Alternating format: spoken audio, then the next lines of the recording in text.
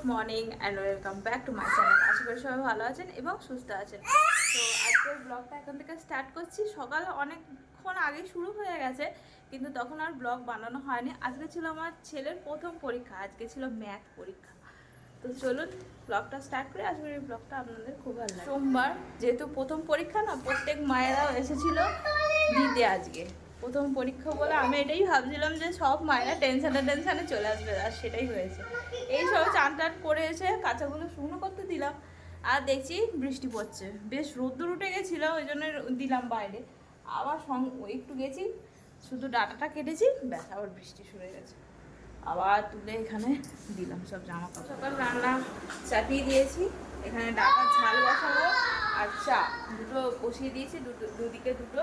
আর ভাত ডাল হয়ে গেছে, ভাত ডাল অনেক আগে বসিয়ে দিয়েছি।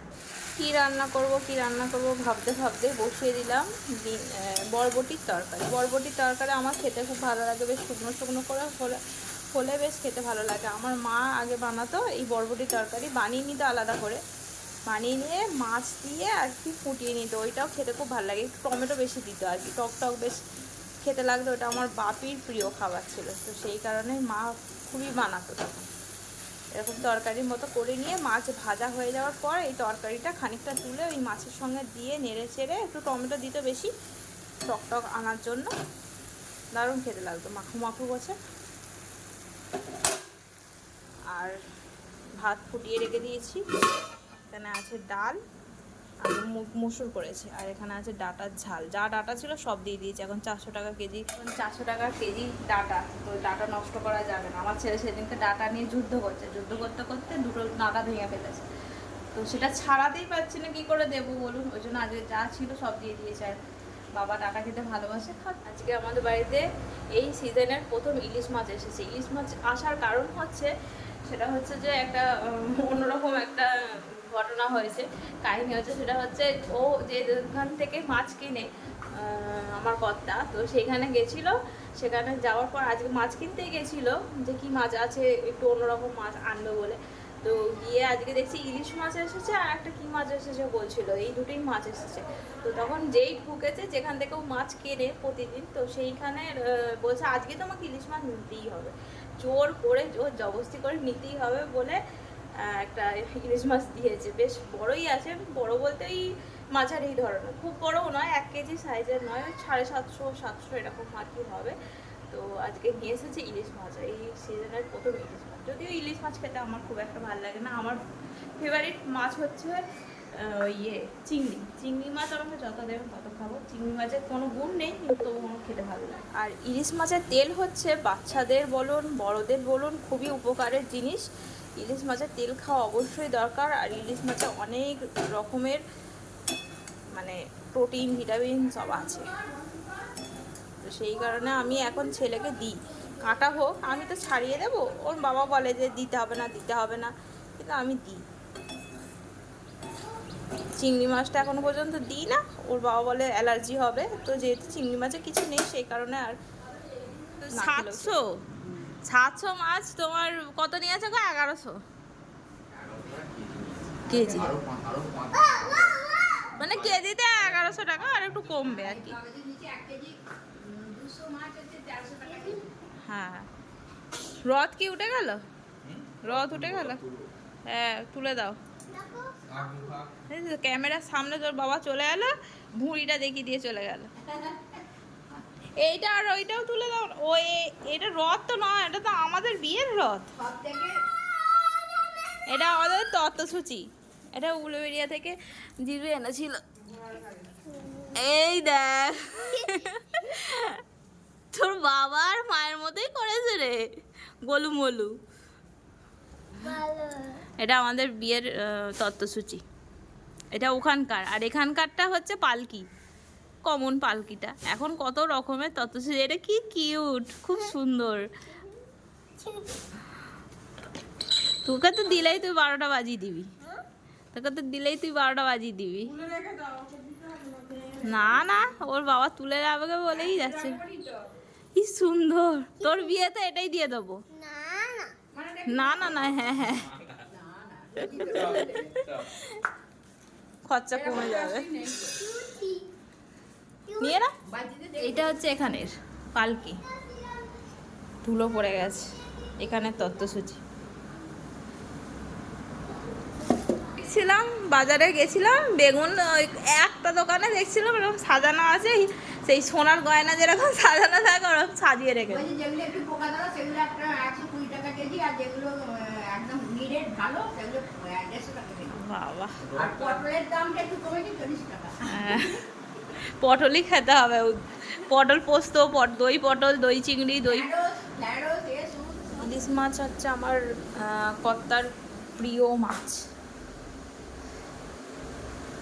জন্য একটু বেশি বলতেই নিয়ে নিয়েছে।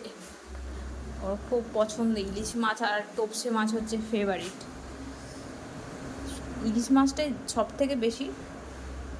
এক বছর ইলিশ মাছ খেয়ে খেয়ে হ্যাস ধরে গেছিল, বেশ ভালো ইলিশ মাছটা দেখতে পাচ্ছি।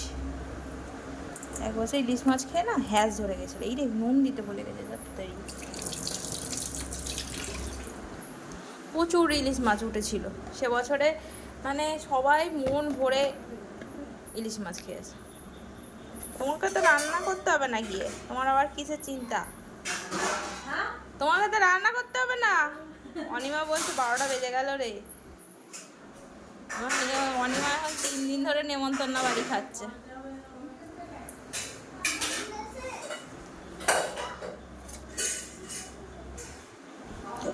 তিন দিন ধরে নেমন্তন্ন বাড়ি, 3 দিন ছুটি, মানে রান্নার ছুটি। আবার কি, আবার মা আছে, ননদ আছে, সবাই আছে, সবাই মিলে। তো মা তো ও বসে থাকে নাকি, কাজ তো করে। চলুন, ছেলের খাওয়া দাওয়া হয়ে গেল, ছেলেকে খাইয়ে দিলাম। এখন ঘড়িতে বাজে 2টো, তো সেই কারণে আগে তাড়াতাড়ি খাওয়া হয়ে যাচ্ছে। আমার কর্তামশাই বলছে যে বাবা 1:30টায় চান হয়ে গেছে, মানে বহু বছর পর, মানে 1:30টায় কোনোদিন চান করেনি, 1:30টায় মানে চান কমপ্লিট হয়ে গেছে। চান টান করে এবারে খাওয়া দাওয়া হবে আর কি। কারণ ও তো আস্তে আস্তে সেই 3টে 3:30, ছুটির দিন থাকলেও এটা ওটা কাজ থাকে, সেই 2টো বেজে যায়, 2টো 2:30 বেজে যায়। তো সেই কারণে আজকে তুলনামূলক অনেক তাড়াতাড়ি খাওয়া দাওয়া হয়ে গেছে, মানে খাওয়া দাওয়া বলতে হতে চলেছে, হয় চান হয়ে গেছে। তো সেটাই বলছি, আজকে বানিয়েছি কি আপনাদের তো দেখে দিয়েছি। আর মাছ বানিয়েছি আজকে, ইলিশ মাছের ঝাল করতে বললো সুমন, ওই জন্য ঝাল করেছি।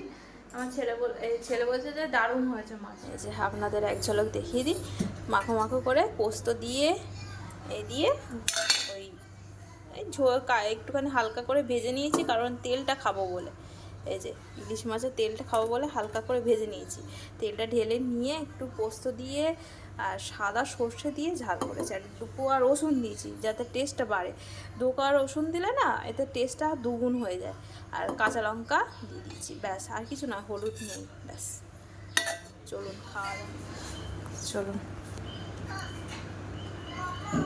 সুমনের হাতটা বাড়ি, আমার ভাতটাও পারো।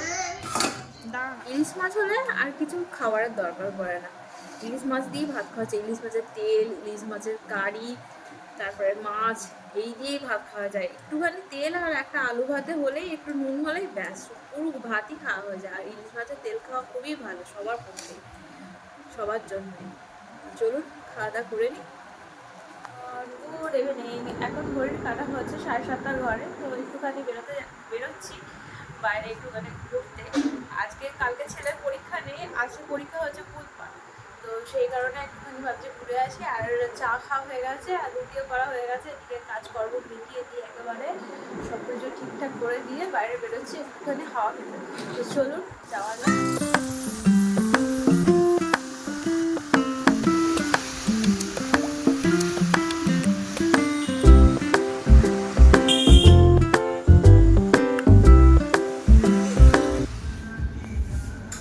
সোফায় বসতে হবে না, এখানে বস, ওখানে বসবো, হ্যাঁ হ্যাঁ, সুন্দর করেছে। একটা নতুন রেস্টুরেন্টে এলাম, এটা আমিও কোনোদিন আসিনি, মানে নিয়ে গেছি খাবার, কিন্তু কোনোদিন খেতে আসিনি এখানে, এই প্রথমবার এলাম। বাড়িতে নিয়ে গিয়ে খেয়েছি, রেস্টুরেন্টে বসে কোনোদিন খাইনি, প্রথম এলাম।